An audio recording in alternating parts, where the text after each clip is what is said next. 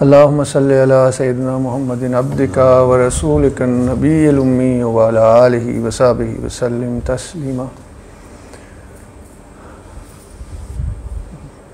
जोश मलियाबादी अहले सुन्नत से थे। इनका शेर है,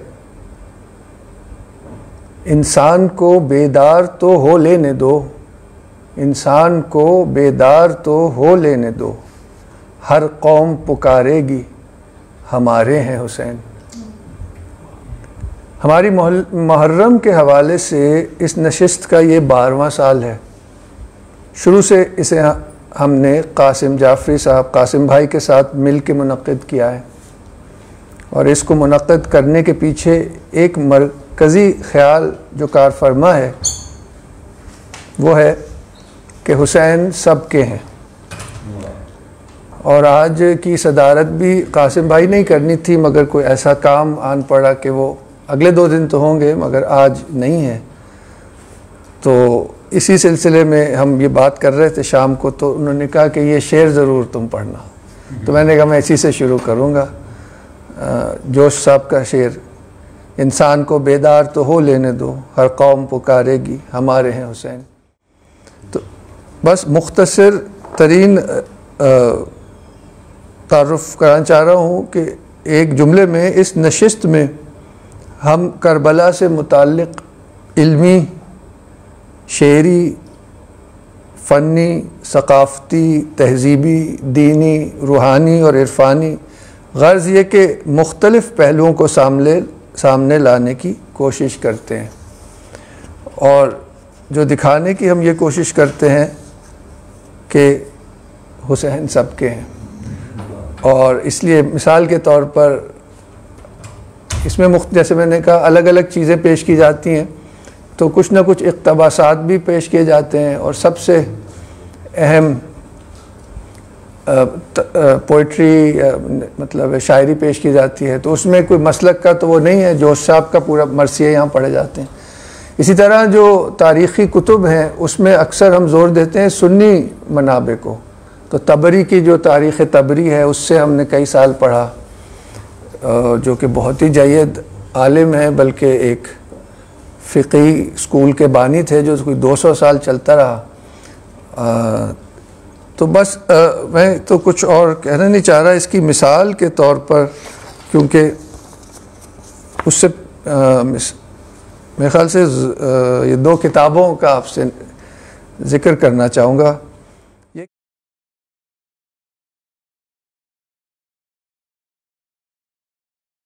किताब है जिसका नाम है आशूरा। ये हज़रत शेख मोहम्मद अब्दुल हक मुहद्दिस देलवी रहमतुल्लाह अलैह की लिखी हुई है, जो 16वीं सदी में यानी कि में पैदा हुए और 17वीं सदी में इनका इंतकाल हुआ। 1551 में दिल्ली में पैदा हुए और 1642 में ही दिल्ली में इनका इंतकाल हुआ। बहुत बड़े अहले सुन्नत के आलिम, सूफ़ी, मुहद्दिस, तारीख़दान, शायर, तो ये बहुत बड़ी शख्सियत थे। इन्होंने अकबर की बिदअतों के ख़िलाफ़ भी आवाज़ उठाई और जहांगीर के बड़े को बहुत पसंद भी थे और बहुत मशहूर आदमी थे। तो इन्होंने ये आशूरा पे अब देखिए, ये एक तो इनकी बहुत मशहूर किताब है अख़बार अल-अख़यार, जो कि तसव्वुफ़ के लोगों पे है और इसका बहुत मानी जाती है। और मिशकात शरीफ की शरह है जो मदारस में पढ़ाई जाती है। और एक ये आशूरा की किताब है। इसमें बस मैं एक जो मेरा पॉइंट है मैं कहना चाह रहा हूँ कि इसमें इन्होंने दिखाया कि जो मुस्तनद सुन्नी हदीस के ज़ख़ीरे हैं उनमें यानी कि शुरू से ही हजूर ने ही इसकी ख़बर दे दी थी और हजूर को जिब्रील ने ख़बर दे दी थी कि ये होगा। तो मुस्लिम कम्युनिटी में शुरू से ही बात पता थी।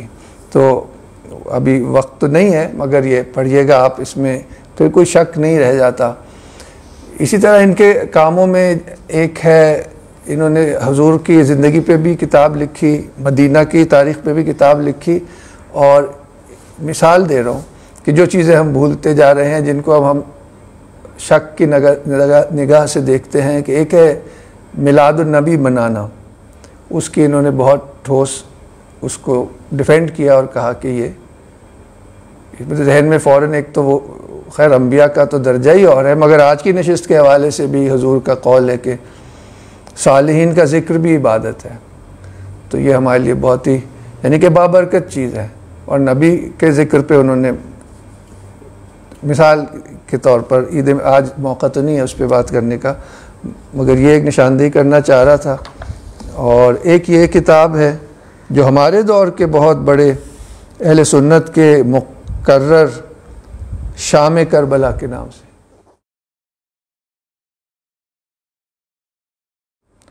मुजद्दिद मसले के अहले सुन्नत आशिक़ रसूल हज़रत मौलाना मोहम्मद शफ़ी उकाड़वी अलैहिर्रहमा, बहुत बड़ा नाम है। इन्होंने पूरी किताब इस पे, या मकसद मेरा सिर्फ कहने का ये है कि हुसैन सबके हैं। और आखिर में इस छोटी सी तमहीद और यानी कि हमारी जो नीयत है उसको मैं वाज़े करना चाह रहा था। और एक शेर पढ़ के फिर मैं आज का जो प्रोग्राम है उसकी तरतीब आपके सामने पेश करता हूँ। ये वासिफ़ अली वासिफ़, ये भी हमारे दौर के चिश्ती बुज़ुर्ग गुज़रे, इस शहर की शान है। मियानी साहब में इनका मज़ार है, बहुत से लोग वाक़िफ़ हैं, इनकी किताबें और इनके अल्फाज से लोग बहुत जानते हैं लाहौर वाले। इमाम हुसैन, साया मुस्तफ़ा हुसैन, हदिया मुर्तज़ा हुसैन, नूर खुदा है बाखुदा, जज्बा ला इलाह हुसैन, अर्ज़ो समा हुए उदास, मीर राह बका हुसैन, मस्त वलाए मस्त गर, जामे जहाँ नुमा हुसैन, शर्हे हदीस गम तोई, साजिद बेरया हुसैन, क्या दे खुदा तेरा सिला, सिलाए वफ़ा खुदा हुसैन।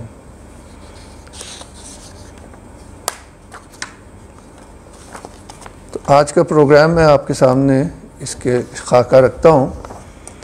सबसे पहले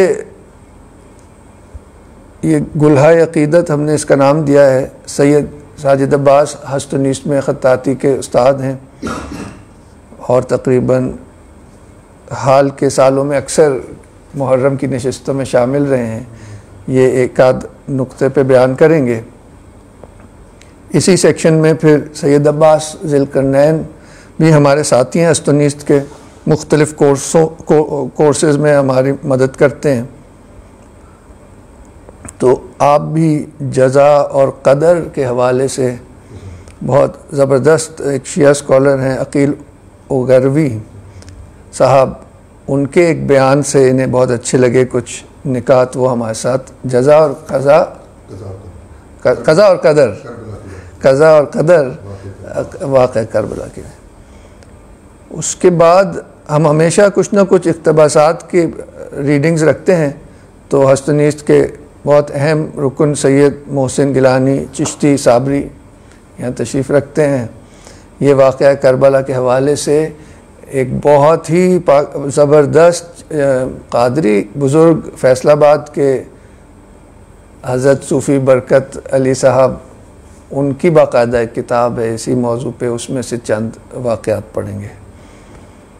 उसके बाद कराची से हमारे इदारे के बहुत अच्छे उस्ताद हैं ज़बान के, पोइट्री के, फ़ारसी के, सैयद इजाज़ मेहदी, वो मरसिया अनीस, बाखुदा फ़रस मैदान तहव्वुर था हुर, उसमें से कुछ इक़्तिबासात पढ़ेंगे। और उसके बाद उन्हीं का बयान होगा, हुर आशिक़ हकीकी और करबला मैदान तहव्वुर, Hur the true lover and Karbala the plain of transformation. इसके बाद इंशाल्लाह लंगर का एहतमाम होगा। तो मैं दावत दूंगा सैयद साजिद अब्बास नकवी साहब को तशरीफ़ लाए। बिस्मिल्लाहिर्रहमानिर्रहीम, दरूद पर मोहम्मद व आले मोहम्मद।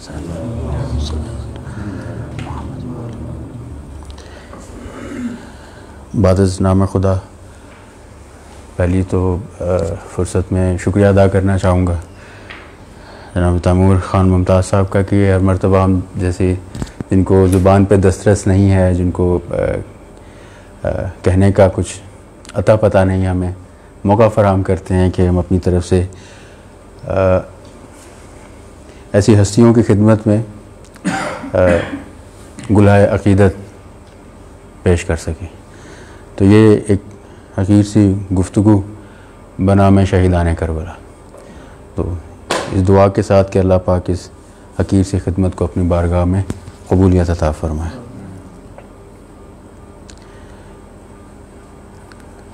बज़ुबान शायर सतीज़ाकार रहा है अज़ल से ता इमरूज़, शरारे चराग़ मुस्तफ़वी से शरारे बुलहबी। बुनियादी तौर पे गुफ्तगू का हर्फ़ आगाज़ है और कोशिश होगी कि अपने वक्त के दरमियान में इसको आप तक जो बात पहुंचानी है उसकी जो सही है ये पैगाम की सूरत में। मौजू चूँकि ऐसा है कि बड़े बड़े अज़हान इसकी रोशनी और इसके नूर को अभी तक अपने जहनों में और अपने दिलों में समाने की कोशिश कर रहे हैं। तो इतनी आफाकियत को दर्क करने का मकसद क्या है? किसी भी इस तरह के तारीख़ी वाक़े को एक नज़रियाती पस मंज़र में देखने का मकसद क्या है? और उसकी आफाकियत को दर्क करना और उसको जज़्ब करने का मकसद क्या है? क्यों ज़रूरी है ये चीज़?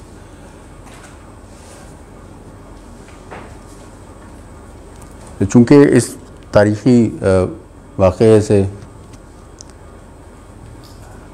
बहुत कुछ जुड़ा हुआ है और तारीख़ में बहुत कुछ बयान हुआ।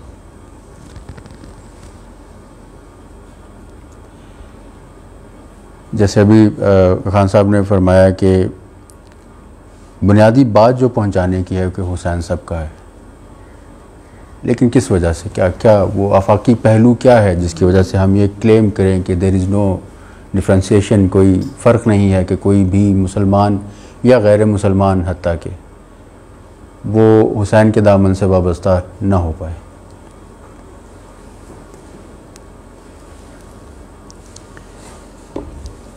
वो आफाकी पहलू जो नाम हुसैन को हर ज़ीरू के लिए काबिल कबूल बनाता है।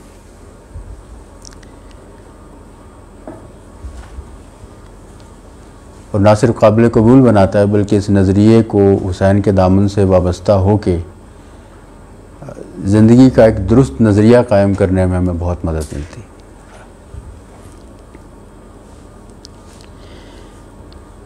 आप लोगों की नज़र एक मौला की जब वक्त रुखसत है मदीना से, तो एक दुआ उसकी सूरत में कुछ पैगाम आप तक पहुँचाने की एक कोशिश है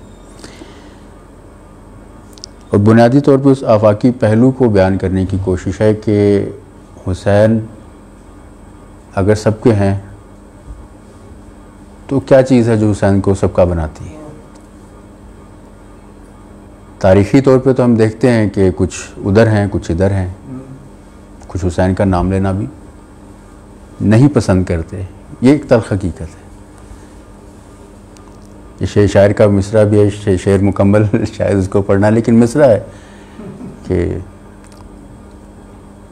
कत्ल शब्बीर हुआ नारा तकबीर के साथ। तो ये बजाते खुद उस वक्त से एक हादसा रहा।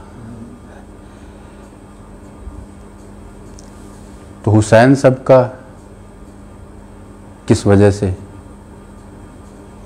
तो ये बजाय कि अपनी ज़ुबान को, अपनी नाक़िस ज़ुबानों को या मैं अपने बारे में बात करूँगा कि अपनी नाक़िस ज़हन को, तो एक दुआ मौला की जो शायद बहुत कम नज़रों से गुज़रती है या पढ़ी भी जाती है या तवज्जो में भी आती है। वक्त रुखसत मदीना से मौला अलैहिस्सलातु वस्सलाम हाज़िर होते हैं जनाब रिसालत में आप सल्लल्लाहु अलैहि वसल्लम की रोज़ा अक़दस पे।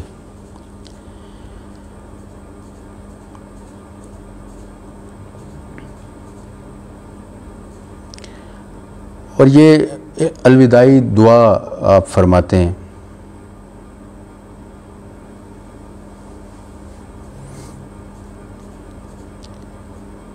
बिस्मिल्लाहिर्रहमानिर्रहीम।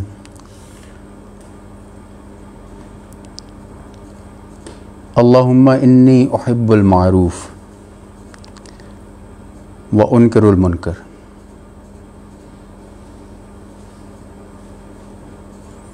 ये दुआ के आगे भी कुछ मतन है, लेकिन उसमें से सिर्फ यही फ़िक्रा अगर समझ लिया जाए तो हुसैन सबका की ताबीर भी शायद हमें समझ में आ जाती। जौहर क्या है?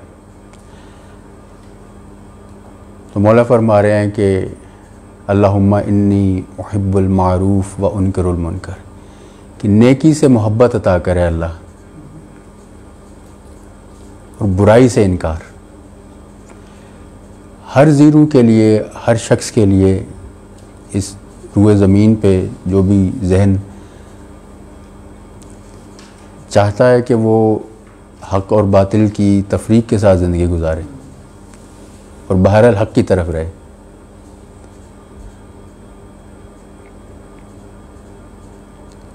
अच्छा, यहाँ पे तज़किरा हो गया अल्लाहुम्मा इन्नी उहिब्बुल मारूफ व उनकिरुल मुनकर।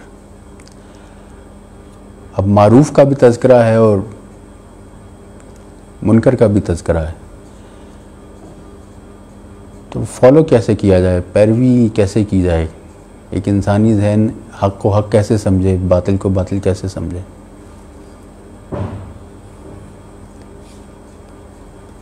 तो यहाँ पे हमें ये बजा तौर पे बात समझ में आती है कि मौला ने फ़कत ये दुआ ज़ुबानी नहीं फरमाई, उसके बाद फिर करबला में, फिर सफ़र में, पूरे फ़कत करबला में नहीं, यहाँ से जो पूरा सफ़र फरमाया वो लम्हा ब लम्हा उहिब्बुल मारूफ था व उनकिरुल मुनकर था। और ये बिल्कुल वाज़ेह हो जाती है कि अगर मैं दामन हुसैन से वाबस्ता हूँगा तो पता चलेगा कि मारूफ क्या है, नेकी क्या है, और मालूम पड़ेगा कि मुझे इनकार किस चीज़ से करना है। इसकी बाज़ुबाने इमाम अली मकाम अलैहिस्सलातु वस्सलाम ये डिफ्रेंसिएशन, ये फ़र्क उन्होंने अपनी बहुत पहली गुफ्तगू आपने जो फरमाया, जब आपको पहली मरतबा बैत के लिए बुलाया गया तो आपने एक जुमला फरमाया था कि मुझ जैसा उस जैसे की बैत नहीं कर सकता। मेरे ख्याल में इस दुआ के बाद मौला का ये जुमला ये बताने के लिए काफ़ी था कि मारूफ कौन है और मुनकर कौन है, मारूफ की पहचान कौन है। अगर मैं तय करता हूँ कि मुझे मारूफ के पीछे चलना है, मारूफ को इख्तियार करना है, नेकी को इख्तियार करना है, मुनकर से बचना है, उसका इनकार करना है, तो फिर मुझे हुसैन के दामन से वाबस्ता होना पड़ेगा। और मेरे ख्याल में इस एक असूल को मानने और जानने के बाद किसी भी इंसान के लिए तारीख़ी और आग पे जो मामलात बखेरे गए हैं इन चीज़ों को डिस्टॉर्ट करने के लिए, उससे पहलू बचा के हुसैन के दामन से वाबस्ता होना और यकीनी तौर पे अपनी ज़िंदगी को रोशनियों के इन मनारे इन से जो लौ फूटती है, जिससे ज़िंदगियों को मुनव्वर किया जा सकता है, अज़हान और क़ुलूब को, और ज़िंदगी को बजा तौर पे उस तरफ लगाया जा सकता है कि एक जहाँ की अखीर के लिए अल्लाह पाक ने बशारत अता फरमाई। तो मौला की इस दुआ के साथ अल्लाह पाक हमें भी कबीला हुसैन में गर्दाने। तो आखिर में वो एक शेर है कि मैं हुर हूँ मगर लश्कर यजीद में हूँ, मेरा हुसैन अभी करबला नहीं आया। वालेकुम अस्सलाम वरहमतुल्लाहि वबरकातुहू। नशिस्त का एक अहम हिस्सा मैं बताना भूल गया कि वाक़या करबला की रीडिंग के बाद सोज़ सलाम पेश किया जाएगा सैयद रमीज़ हैदर और ग़ुलाम हुसैन लाली साहब और उनके बेटे। तो अब सैयद अब्बास ज़ुल्करनैन साहब को दावत दूंगा। सलावत पढ़िए।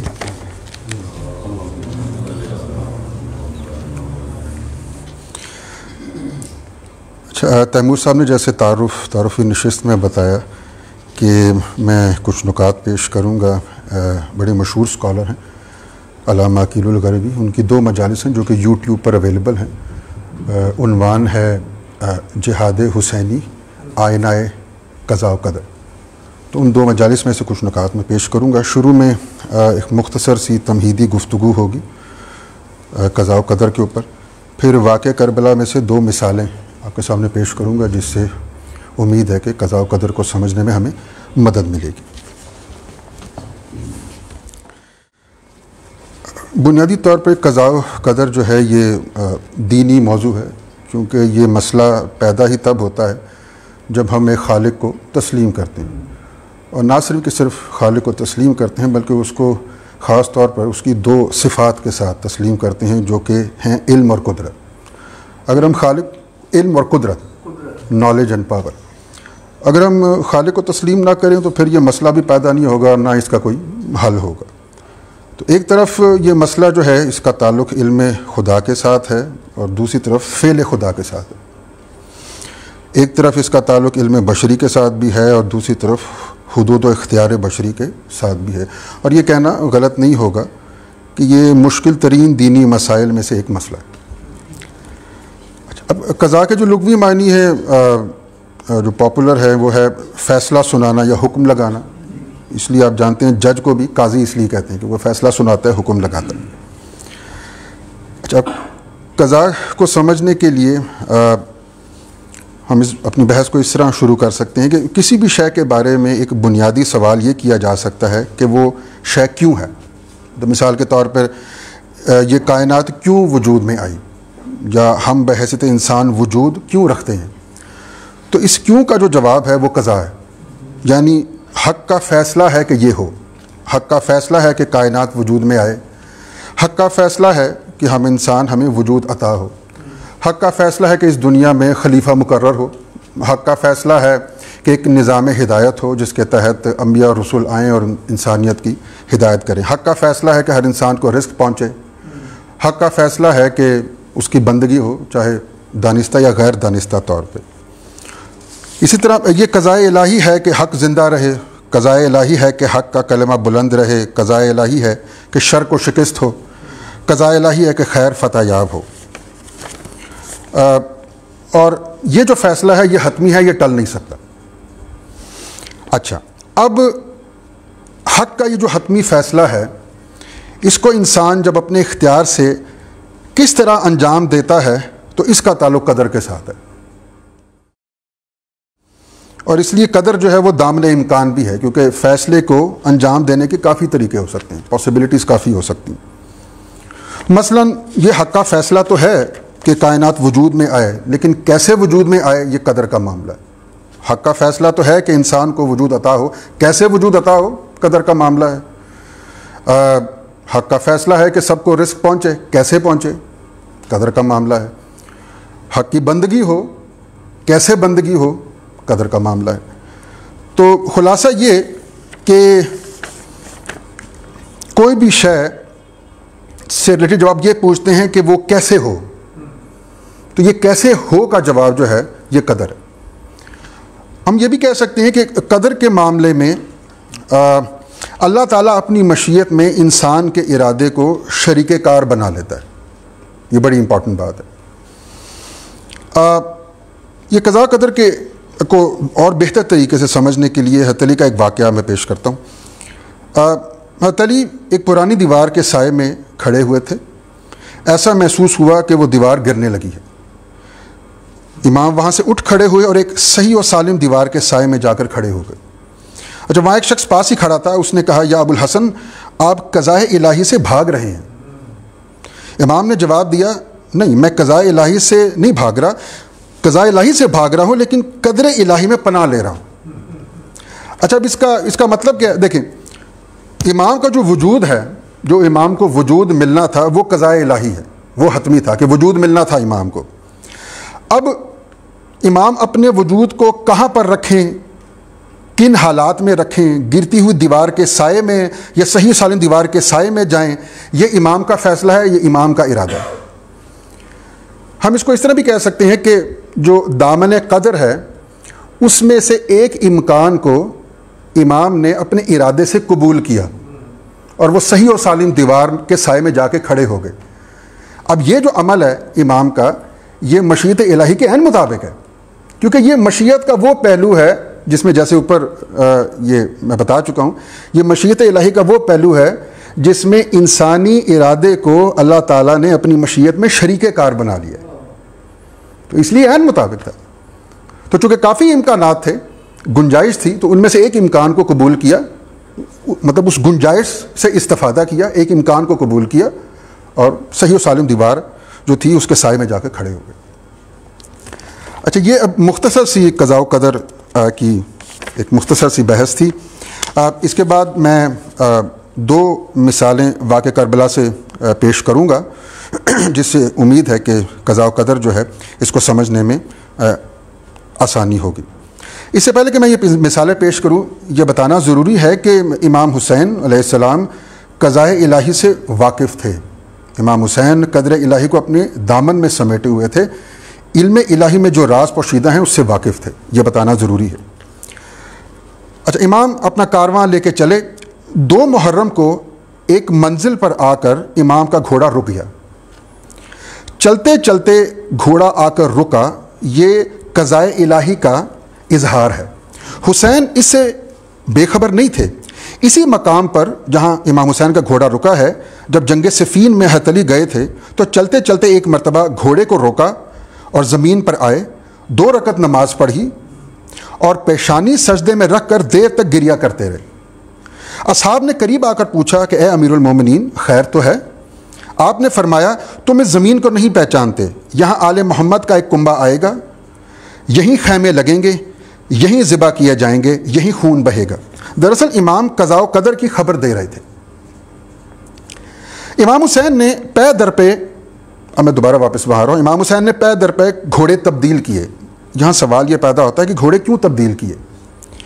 इसलिए किए ताकि क़ज़ा के हतमी होने का यकीन हो जाए और दामन कदर का कोई इम्कान छूटने ना पाए। ये बड़ी इंपॉर्टेंट बात है। जब कोई भी घोड़ा आगे ना बढ़ा तो इमाम ने पूछा, ये कौन सा मकाम है? तो मुतअद्दिद जवाबात के बाद सुन लिया कि करबला है। इमाम ने फरमाया, यही है वो मकाम जहाँ हमारे खैमे लगेंगे, यही है वो मकाम जहाँ हम ज़िबा किए जाएंगे। क़ज़ा व क़दर के हवाले से ये फ़ैसला हो चुका है। अब हम दूसरी मिसाल पे मैं आता हूँ। 2 मुहर्रम को हुसैन के खैमे लग गए। 3 मुहर्रम को पिसर साद वारिद करबला हुआ और आते ही पिसर साद ने उबैदुल्लाह इब्न ज़ियाद के हुक्म से कहा कि फ़ुरात के किनारे से खैमे हटाए जाएं, यहाँ खैमे नहीं लगेंगे। इमाम ने खैमे हटा लिए क्योंकि अभी जंग का मौका नहीं था, अभी मशीयत इलाही नहीं थी। अच्छा देखें, जो करबला की जो जंग हुई 10 मुहर्रम को और ये जो वाक़या वक़ू पज़ीर हुआ, ये हतमी था, ये क़ज़ाए इलाही का तकाज़ा था कि ये होना ही था। लेकिन जंग कैसे होती और ये वाक़या कैसे रूनमा होता, ये कदर का मामला है।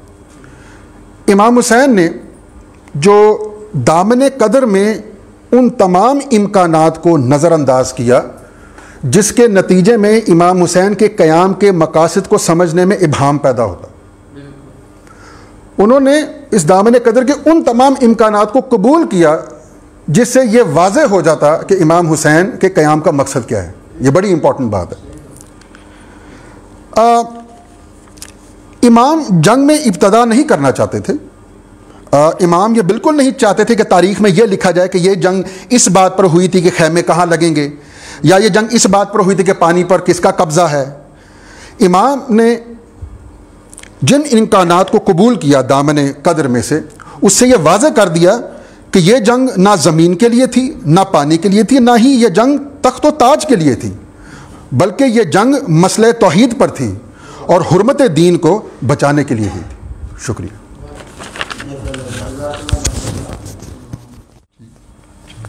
बहुत शुक्रिया, उम्दा तरीन मैं सैयद मोहसिन गिलानी साहब को दावत दूंगा कि सूफ़ी बरकत अली के पढ़ने से ताल्लुक़ रखता है। अभी आप थोड़ा सा सुनेंगे इंशाअल्लाह किस रवानी से लिखा है। बहुत शुक्रिया जी आपका। बिस्मिल्लाहिर्रहमानिर्रहीम, अल्लाहुम्मा सल्ली अला मुहम्मद व अला आलि मुहम्मद। किताब का नाम है जी मार्का हक़ व बातिल। इसी में से एक इक़्तिबास पढ़ूँगा मुख्तलिफ में छोटे छोटे से। ज़रा मैदान करबो बला में आपको ले चलें, जहाँ ख़ानदान सादात खैमज़न हो चुका है। हर तरफ खौफ हिरास के साए हैं, लकोदिक सहरा है। हद नज़र तक रेत फैली हुई है, ना कहीं सब्ज़ा ना कहीं सायादार दरख्त। सूरज की शुआएं ज़मीन पर पड़ते ही रेगिज़ार दहक उठता है। पहाड़ी की ओट में कुछ दूर दरियाए फ़िरात बह रहा है। परिंदे जब शिद्दत गर्मा से निढाल हो जाते हैं तो कुछ देर इस दरिया के किनारे पड़ाव डालते हैं, सुस्ता लेते हैं, पानी पीते हैं और ताज़ा दम होकर उड़ जाते हैं। इसके साहिल का दामन हर काफिर और ज़ंदीक के लिए भी हमेशा खुला रहता है। यहाँ जंगली जानवर, भेड़िए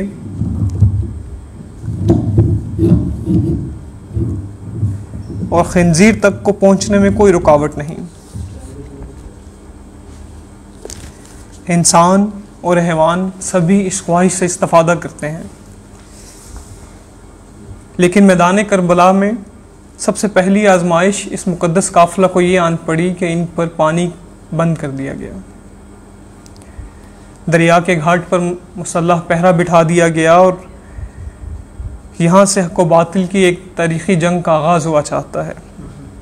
कितना अलमनाक है ये आगाज़ कि साकिया कौसर के ख़ानदान पर पानी बंद कर दिया गया। शिमर अभी अभी उमर बिन साद के नाम इब्न ज़ियाद का ख़त लेकर पहुँचा है, जिसमें इसे तनबीह की गई है कि जंग से पहलू तही ना करो और हुसैन और इनके साथियों को मोहलत मत दो। अगर वो मेरे हुक्म पर सुलह कबूल कर लें तो इन्हें जिंदा सलामत यहाँ ले आओ, वरना इनसे जंग करो, इनसे लड़ो, इन्हें कत्ल करो, मुसला करो, फिर इनकी लाशों पर घोड़े दौड़ा दो।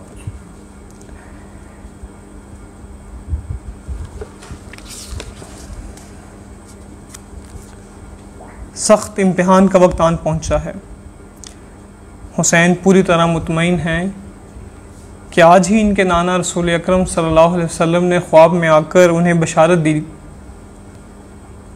कि अब तुम बहुत जल्द हमारे पास होगे। अब अगर इमाम को कोई ख्याल बेचैन कर रहा है तो अपने साथियों का, अपने अहले बैत का, इन मासूम बच्चों का, इन इफ़्फ़त माँ बीबियों का। इसलिए आपने अपने सारे असहाब को जमा फरमाया। सुनिए आपने इनसे क्या इरशाद फरमाया।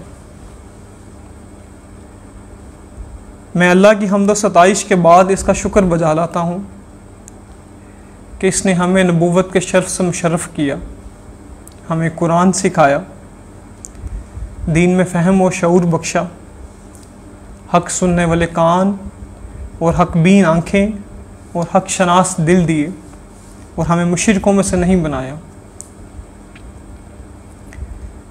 फरमाते हैं मेरे इल्म में आज किसी शख्स के साथ ऐसे वफाशवार साथी और नेकोकार नहीं हैं जैसे कि मेरे साथी, और ना ही किसी के अहले बैत मेरे अहले बैत जैसे साबित कदम, नेक और वफाशवार हैं। तुम सबको अल्लाह ताला जज़ाए खैर दे। मैं समझता हूँ कि कल का दिन मेरे और उनके दरमियान फ़ैसला का दिन होगा। मैंने तुम्हारा इखलास देख लिया है। अब मैं तुमको इजाज़त देता हूँ कि तुम सब किसी यमन की जगह चले जाओ। मेरा तुम पर कोई अहद बाकी नहीं।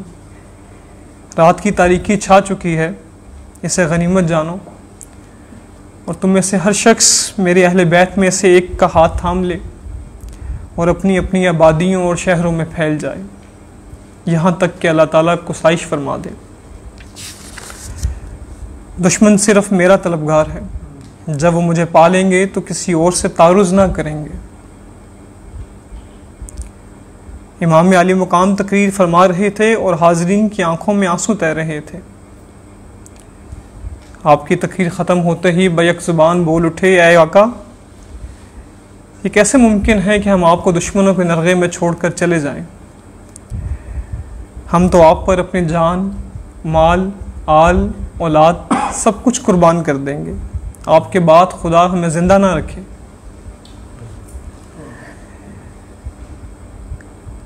9 और 10 मुहर्रम की दरमियानी रात अपनी स्याह जुल्फ़ें बखेर चुकी। सहराई करबला पर उदास चांद कह रहा है कि ऐ करबला की सरजमीन, तेरी पुश्त पर इस मुकद्दस काफ़िले की ये आखिरी रात है। कल ये प्यासा काफ़िला लुट जाएगा। इसके शहीदों का खून तेरे खुश्क ज़र्रों के होंठों को सैराब कर देगा। आज की रात इन मेहमानों के साथ मुरव्वत में गुजार दे। इन खैमों में होने वाली एक एक बात को अपने सीनों में महफूज कर ले। सहमे हुए प्यासे बच्चों की आहो बका को अपने दामन में जगह दे दे। इफ़्फ़त माँ बीबियों के पैरों के नकूश को अपने सीने में छुपा ले। वो देख, हुसैन का दिलबंद आबिद ज़ैनुल आबिदीन अपने खैमे में पड़ा कराह रहा है। ज़ैनब इसकी तीमारदारी में मसरूफ़ है, लेकिन देख आबिद बेचैन क्यों हुआ उठा है, इसकी आंखों में आंसू क्यों तैर रहे हैं। बावजूद ज़ब्त के ज़ैनब की सिसकियाँ चीखों में क्यों बदल गई हैं। किस बात पे साबरा के हाथ से दामन सब्र खींचा चला जाता है।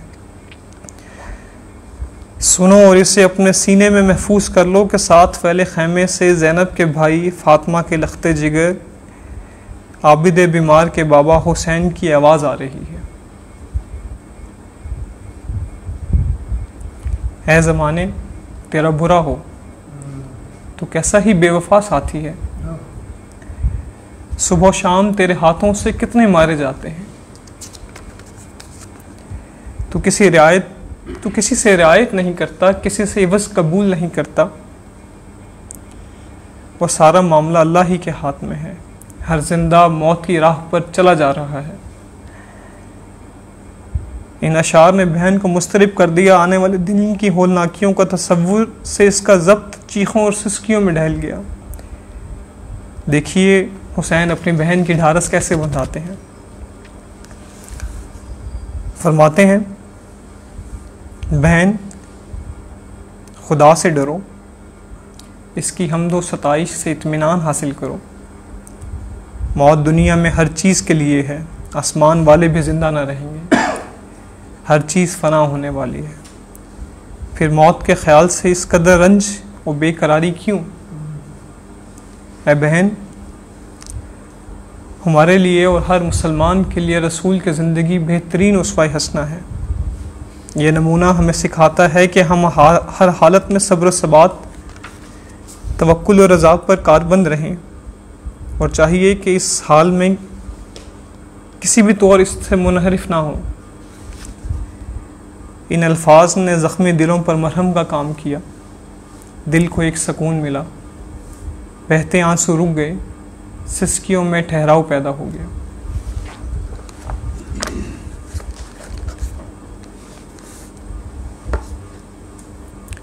एक आखिरी पैसेज है, हुसैन तन्हा रह गए। तन्हा अस्त हुसैन इब्न अली दर सफ़े आदा, अकबर तू कुजा रफ्ती व अब्बास कुजाई। अब मैदान वग़ा में हुसैन अलैहिस्सलाम तन्हा खड़े हैं। दुश्मन यलगार करके आते थे, लेकिन सिब्ते पैगंबर पर वार करने की हिम्मत ना पड़ती थी। हर एक की ख्वाहिश थी कि इसका गुनाह क्यों अपने सर ले, लेकिन शिमर ने लोगों को बरंगेख्ता करना शुरू किया और चुनाचे उन सब ने आप अलैहिस्सलाम को घेर लिया। अहले बैत के खैमा में औरतें और चंद बच्चे रह गए थे। अंदर से एक लड़के ने आपको इस तरह घेरा देखा तो जोश से बेखुद हो गया। खैमा की लकड़ी लेकर दौड़ पड़ा। यह घबराया हुआ दाएं बाएं देखता हुआ चला कि ज़ैनब की नज़र पड़ गई। दौड़ कर पकड़ लिया। इमाम आली मुकाम ने भी देख लिया और बहन से कहा इससे रोको, आने ना पाए। मगर लड़के ने ज़ोर से अपने आप को छुड़ा लिया और आपके पहलू में पहुंच गया। ऐन इस वक़्त बहरीन बिन काब ने तलवार उठाई। लड़के ने फ़ौरन डांट पिलाई, ऐ खबीस, मेरे चचा को कत्ल करेगा। संगदिल हमलावर ने तलवार लड़के पर छोड़ दी। उसने हाथ पर रोकी, हाथ कट गया। ज़रा सी खाल रह गई। बच्चा तकलीफ़ से चिल्लाया। इमाम हुसैन ने इसे सीने से चिमटा लिया और फरमाया, सब्र कर, इसे सवाब खुदाबंदी का ज़रिया बना। अल्लाह तुझे भी तेरे सालेह बुज़ुर्गों तक पहुँचा दे। रसूल अकरम, अली इब्न तालिब, हमज़ा, जाफ़र और हसन बिन अली तक।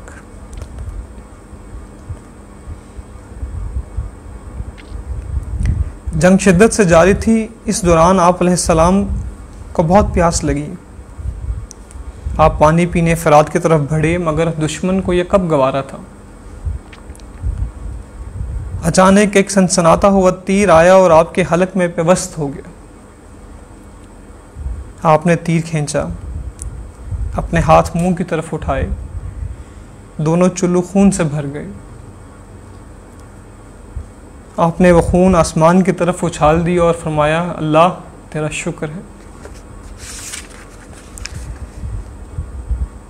इलाही, मेरा शिकवा तो तुझी से है। देख तेरे रसूल के नवासे के साथ कैसा बर्ताव हो रहा है।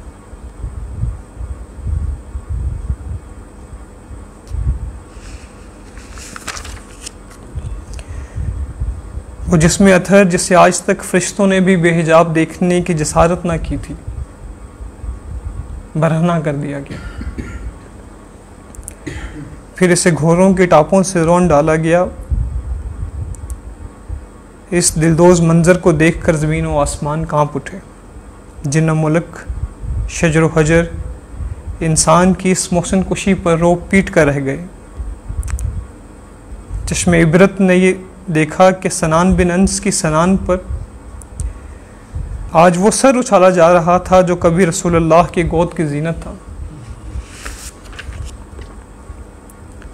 चश्मे फलक ने आज तक ऐसा नज़ारा कब देखा होगा। इस खूनी मंजर को देखते देखते सूरज की आंखें सुर्ख हो गईं।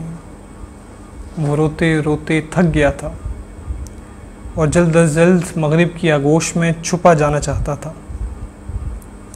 10 मुहर्रम की रात बरना लाशों पर पर्दा डालने के लिए तारीकी की चादर ओढ़ी चली आ रही थी। वो आज वो स्याह मातमी लिबास पहने करबला के इन मजलूम मुसाफिरों के साथ शाम गरीबा मनाएगी। दश्ते करबो बला की यह शाम कितनी उदास थी। बहुत शुक्रिया जी। अल्लाहुम्मा सल्ली अला सय्यिदना मुहम्मद व अला आले मुहम्मद।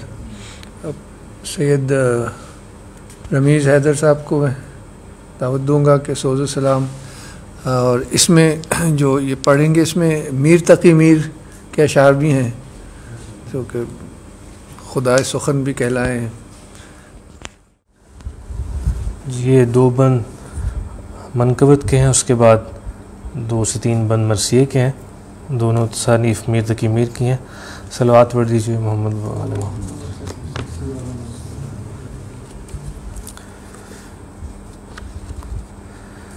या अली या एलिया या अबुल हसन या अबू तुरा या अली या एलिया या अबुल हसन या अबू तुरा हाल मुश्किल सरवर दिए शाफे योमुल हिसाब या अली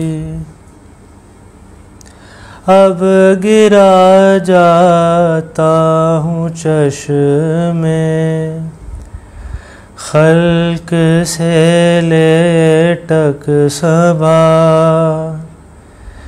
देख मत इससे ज़ियादा खारो ज़ारो खस्ता मरहमत कर मकरमत कर मरहमत कर मकरमत कर रंज से मुझको निकाल। कब तलक महजूर हूँ मैं ताको जाके चूमला या अली। गालिबन पहुँचे बहम अब मीर को भी बरगोसाज। आबला यक बन गया है जुमलातन होकर गुदास। शाम कहता है यही रख शाम कहता है यही रख खाक पर रोए नयाज। सुबह पड़ता है यह सुबह पड़ता है यही जाए दुआ बाद अज़ नमाज। या अलिया अलिया या अबुल हसन या अबू तुराब। हाल मुश्किल से बरेदी शाफ़े यौमुल हिसाब या अली। सलावत।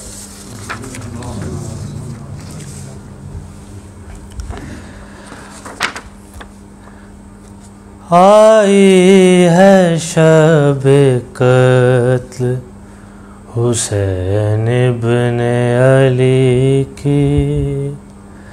आई है शब कत्ल हुसैन इब्न अली की।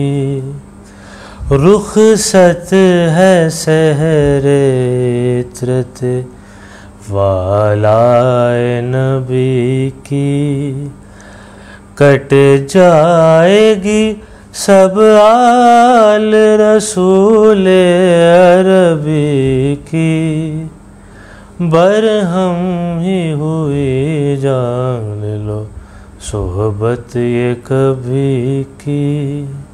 आई है शब कत्ल हुसैन इब्न अली की। हरगिज़ न मिलेगा किसू को एक दमे आप। क्या खैर दो कलां प्यास से हो जाएंगे बेताब। तड़पेंगे पड़े खाक में क्या क्या गोहरे नाम। क्या क्या गोहरे नाम। दरिया पे ये आफत पड़ेगी तिश्ना लबी की। आई है शब कत्ल हुसैन इब्न अली की। असगर के लिए बानो अलमनाक फिरेगी। आँखों से लहू रोती जिगर चाक फिरेगी। फरियाद कुना मुँह पे मले खाक फिरेगी। मले खाक फिरेगी।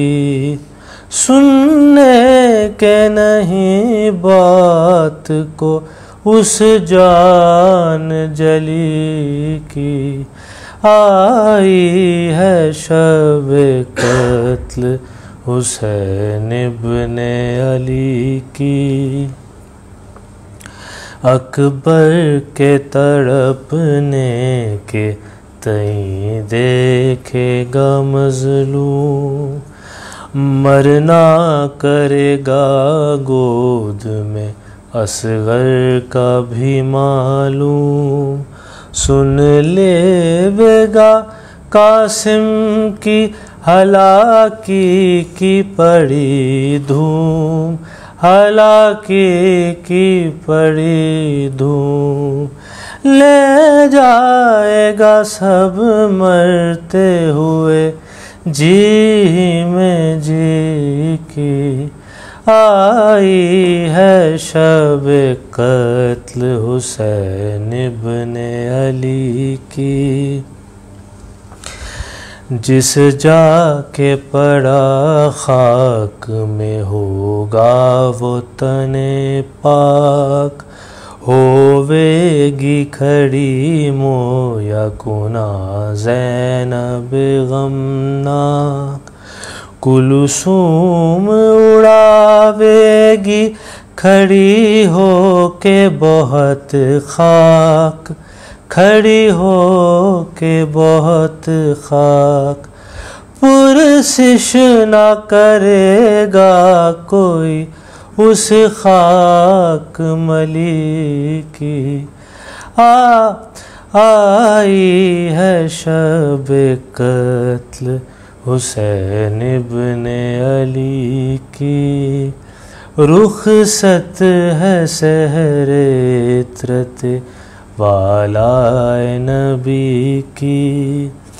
कट जाएगी सब आल रसूल अरबी की। बरहम ही हुई जान लो सोहबत ये कभी की।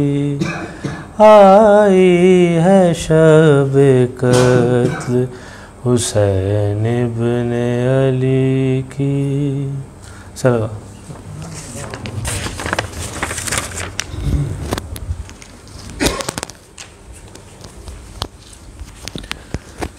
अब मैं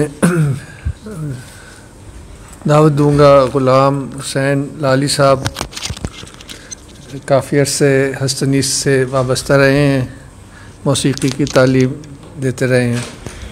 उसके बाद दबिस्तान इकबाल से भी मुंसलिक रहे हैं, कलाम इकबाल भी पढ़ते रहे, और उनके बेटे ग़ुलाम अब्बास हैं साथ। आ जाएँ तो रमीज़, और अगर आप हम इनका साथ देना चाहें। दुरूद मोहम्मद वाले मोहम्मद की ज़ात, अल्लाह सल्ली अला मोहम्मद वाले।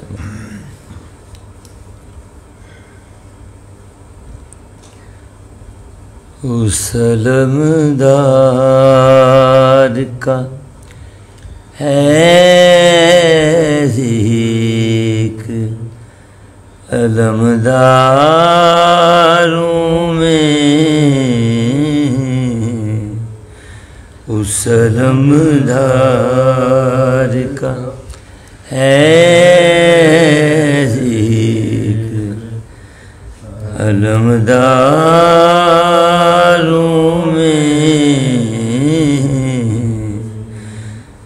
तज़किरा जिसका है शबीर के दरबारों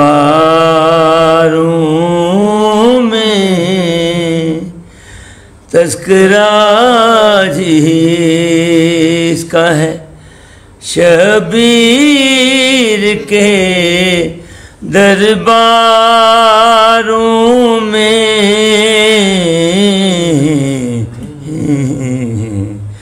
उस अलमदार का है ज़िक्र अलमदारों में।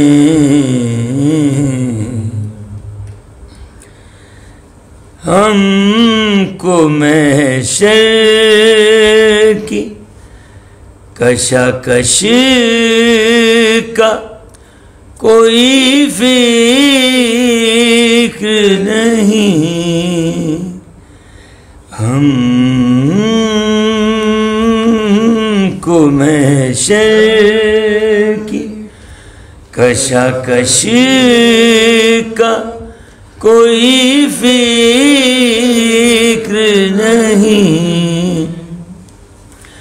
जबकि अब्बास हमारे हैं मददगारों में, जबकि अब्बास हमारे हैं मददगारों में। उस अलमदार का है ज़िक्र अलमदारों में।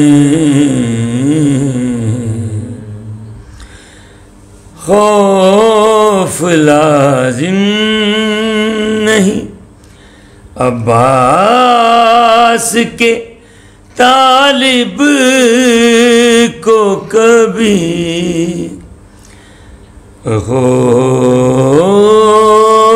खौफ लाजिम नहीं अब्बास के तालिब को कभी,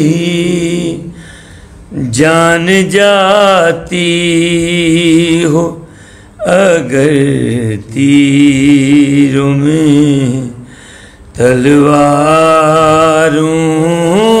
में, जान जाती हो अगर तीरों में तलवारों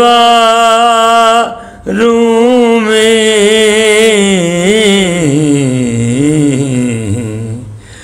उस अलमदार का है ज़िक्र अलमदारों में। अल्लाहुम्मा सल्ली अला मुहम्मद।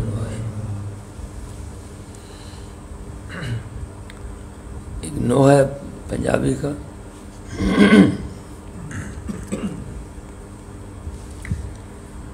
अरमान रिया अरमान रिया क्यों बाद हुसैन जहान रिया, अरमान रिया अरमान रिया क्यों बाद हुसैन जहान रिया। मज़लूम दा सदका सल्ले अला ईमान रिया कुरान रिया, अरमान रिया अरमान रिया क्यों बाद हुसैन जहान रिया। मज़लूम दा सदका सल्ले अला ईमान रिया कुरान रिया, अरमान रिया अरमान रिया क्यों बाद हुसैन जहान। कदी अकबर वार वखाया चा कदी असगर नू दफनाया चा, कदी असगरवार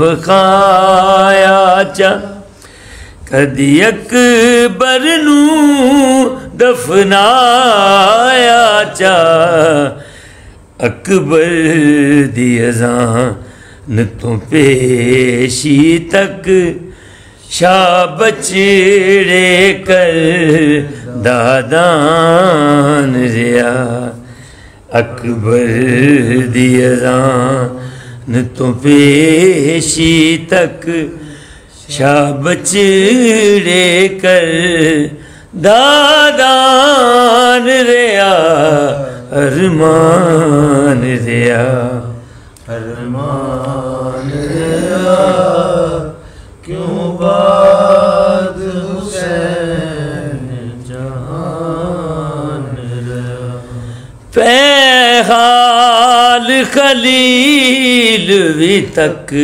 दे सन नबी जिक्र आया सूडक दे सन पैहाल खलील भी तक दे सन नबी जिक्र आया सूडक दे सन प्यू पुत्र दी बरछी कढ़ दरिया दम तोड़ द पुत्र जवान रिया प्यू पुत्र दी बरछी कढ़ दरिया दम तोड़ द पुत्र जवान रिया अरमान रिया अरमान रिया क्यों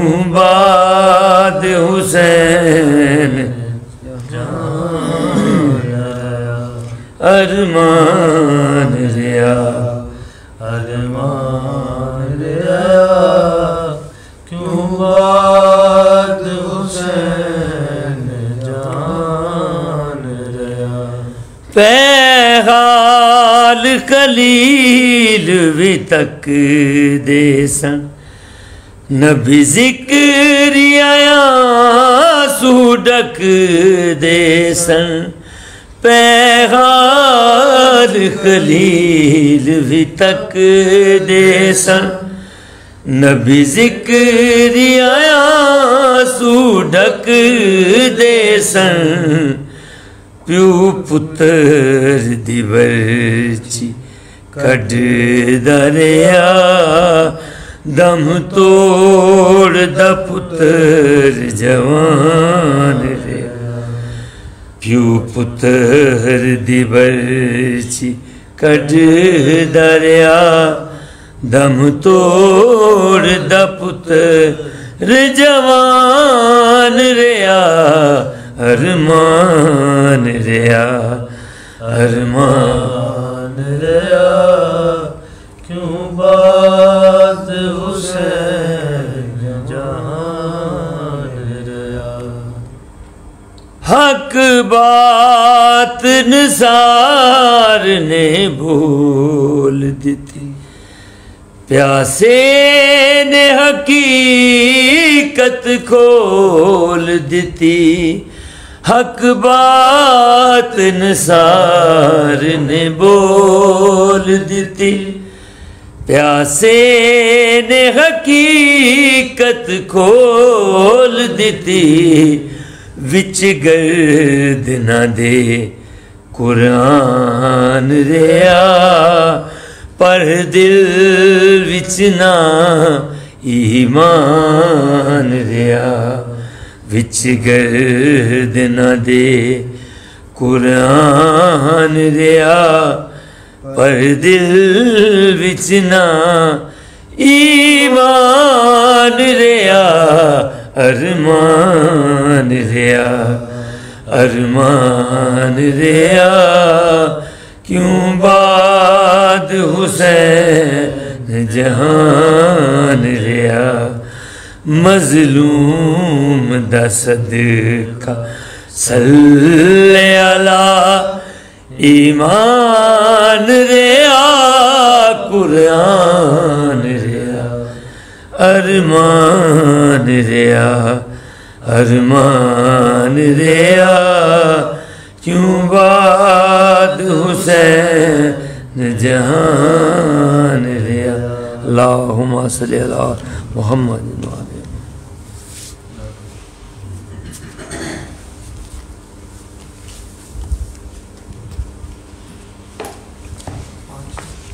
पाँच मिनट का वक्त होगा जी।